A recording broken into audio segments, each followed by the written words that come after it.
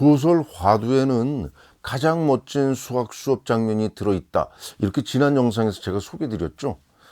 고등학교 시절을 회상하면서 작가 최인훈이 묘사했던 장면인데 아쉽게도 실제로 수업이 어떻게 진행됐는지 이건 알 수 없어요. 다만 저는 그의 문학적 표현에 주목했던 겁니다. 기이하게 중요 정리들이 막 발견되는 현장에 있다는 느낌을 받았다.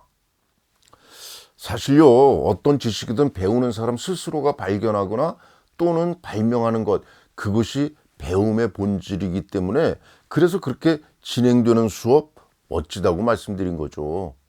소설에 등장하는 수업은 고등학교 수학 수업이지만 초등학교 수학도 그렇게 가르칠 수 있을까요? 물론입니다. 초등학교 5학년 수학에 나오는 도형의 넓이를 제가 직접 설명드리겠습니다. 이 영상을 보시고 나서 과연 기하게 중요 정리들이 막 발견되는 현장에 있는 느낌이 드는지 여러분 스스로 확인해 보시기 바랍니다.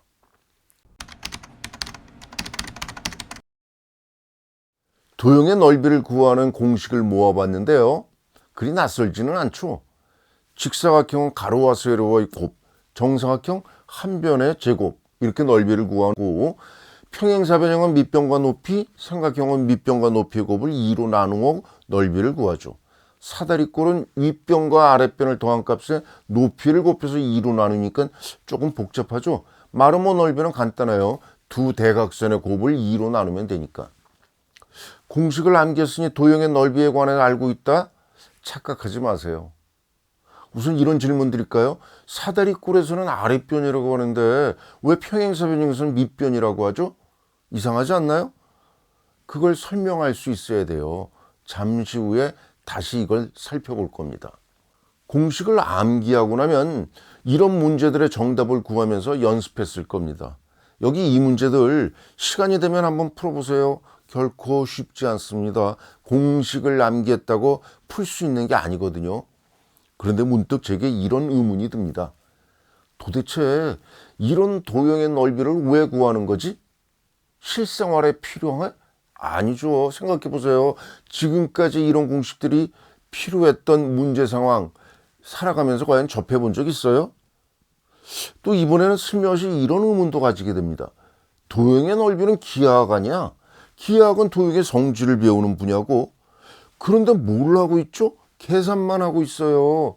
이건 뭔가 잘못된 거 아니에요? 그래서 저는 도형의 넓이를 아예 처음부터 다시 살펴보려고 합니다. 여러분과 함께.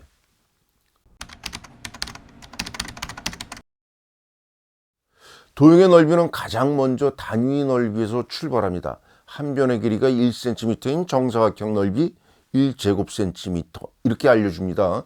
같은 방식으로 넓이가 1제곱미터인 정사각형, 1제곱킬로미터인 정사각형 이렇게 소개하죠.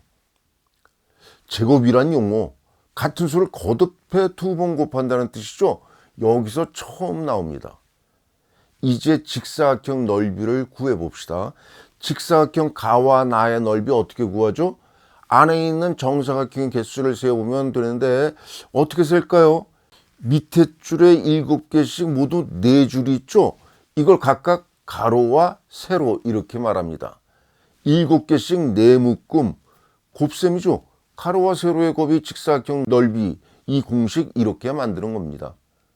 가로와 세로가 같은 정사각형 달을 볼까요? 이것도 직사각형이에요. 그러니까 넓이 공식 똑같죠. 가로 곱하기 세로에서 가로의 제곱 아니면 세로의 제곱 또는 한 변의 길이의 제곱 이렇게 정사각형 넓이 공식도 만들어지네요.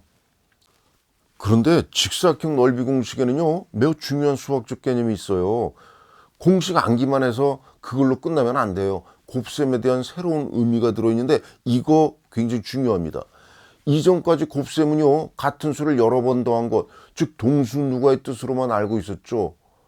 앞에서 가로 곱하기 세로 할 때도 이걸 사용했어요. 그런데 넓이의 결과만 한번 놓고 봅시다. 곱셈의 새로운 의미를 여기다 부여할 수 있어요. 예를 들어서 7과 4의 곱셈 28을 7을 4번 더하거나 4를 7번 더하는 동수누가, 즉 덧셈으로만 이해했는데 이번에 결과만 한번 보세요. 가로가 7이고 세로가 4, 가로가 4고 세로가 7, 이런 직사각형의 넓이에요. 이건 곱셈의 새로운 의미라는 거예요. 직사각형 넓이에서 발견한 이 곱셈의 새로운 의미가 왜 중요한가 하면요, 이후에 분수 곱셈으로 이어지기 때문이죠. 분수끼리 곱셈, 분자끼리의 곱을 분자가 되고 분모끼리의 곱은 분모가 되는 그런 분수다. 뭐 이런 분수 곱셈 아시잖아요. 그러니까 직사각형 넓이가 분수 곱셈까지 연결되는 거, 이렇게 서로 다른 분야가 수학에서는 거미줄처럼 서로 이어져 있어요. 이런 특성을 수학의 연계성, 뭐 이런 표현을 사용합니다.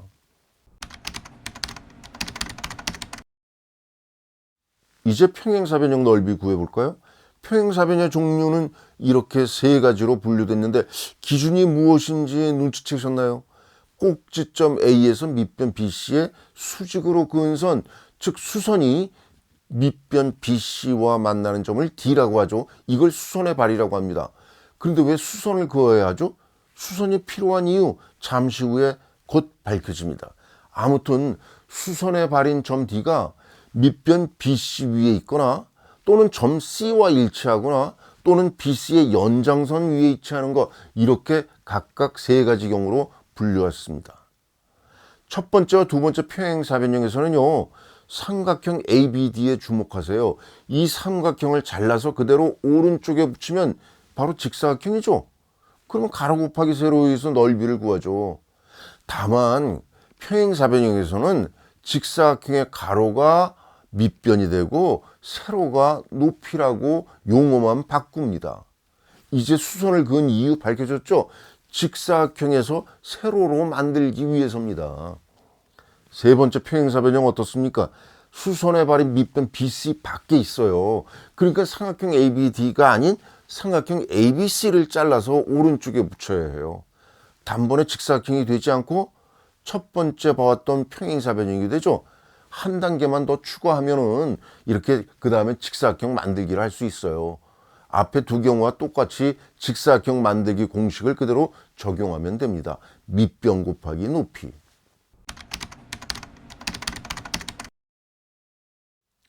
이제 삼각형 넓이로 넘어갈까요? 꼭지점 C의 크기에 따라서 예각삼각형, 직각삼각형, 둔각삼각형, 이렇게 세 종류가 분류가 됩니다. 왜 그랬을까요? 자세히 살펴보면요, 평행사변형에서와 같은 패턴을 발견할 수 있어요. 꼭지점 A에서 밑변 BC에 내려 그은 수선의 발 D가 예각삼각형은 밑변 위에 있죠. 직각삼각형은 점 C와 일치하고 둔각삼각형은 밑변의 연장선 산에 있잖아요. 이제 삼각형 ABC 하나를 더 만듭시다. 똑같은 삼각형. 다만 위와 아래를 뒤집어 옆에다 붙여봅니다. 뭐가 되죠? 평행사변형이잖아요.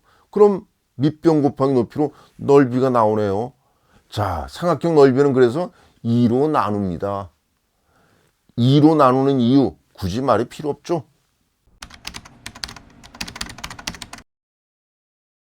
사다리꼴 높이는 어떻게 구할까요?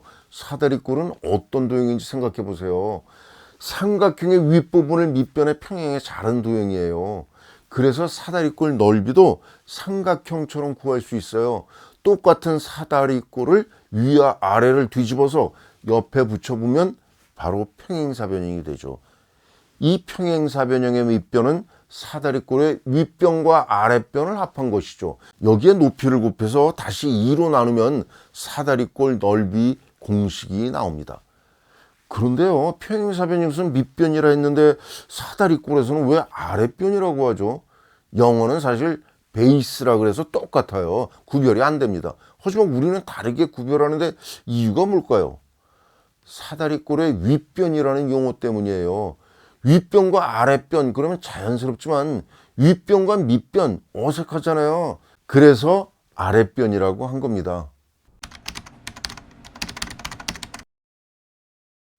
마름모 넓이 공식 저절로 나오죠. 직사각형으로 변형이 그냥 떠오르잖아요.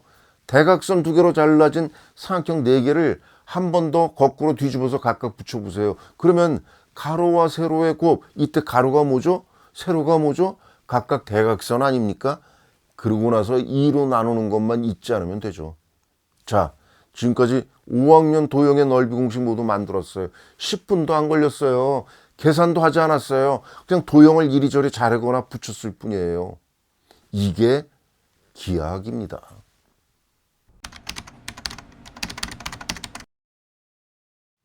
자, 지금까지 했던 거 정리해 볼까요? 마름모는 넓이가 2배인 직사각형으로 변형했죠. 사다리꼴은 넓이가 2배인 평행사 변형으로, 삼각형도 넓이가 2배인 평행사 변형으로. 그래서 공식에 모두 나누기 2가 들어있는 겁니다. 그런데 평행사 변형은 어떻게 했어요? 같은 넓이의 직사각형으로 변형했죠. 그래서 처음에 직사각형을 토대로 평행사 변형, 삼각형, 그리고 사다리꼴과 마름모, 이 순서대로 공식을 만들어 갔습니다. 이렇게 차례차례 하나씩 쌓아 올리는 일종의 빌드업, 이게 수학의 본질이죠. 그런데 이 내용, 특히 평행사 변형의 넓이에 관한 추론, 기원전 3세기 유클리드가 세상에 내놓은 원론에도 등장합니다. 원론, 이게 뭐냐면 고대 그리스 수학자들이 이룩한 지적 성과물을 집대성해 놓은 책이에요. 그러니까 저는 고대 그리스 수학자들의 연구 과정을 압축해서 여러분께 보여드린 겁니다. 이렇게 수업하라고. 그래야만 학생들이 스스로 체험할 수가 있죠. 이걸 두고 작가 최인호는 화두에서 문학적으로 멋지게 표현했습니다. 하얀 수염이 무성하고 발가락이 내민 가죽 신시는 사람들을 만났다. 그래서 제가 멋진 수학 수업 이렇게 극찬한 겁니다. 도형의 넓이를 이렇게 배우면요, 즉 기하학을 기하학답게 배우면 공식 암기 필요 없어요. 저절로 암기되었잖아요. 잊어버려도 괜찮아요. 다시 만들면 되잖아요. 이게 수학입니다. 자, 어떠세요? 기하학의 중요 정리들이 막 발견되는 현장에 있는 느낌을 받으셨나요? 저는 여기서 이만 물러나겠습니다. Good day.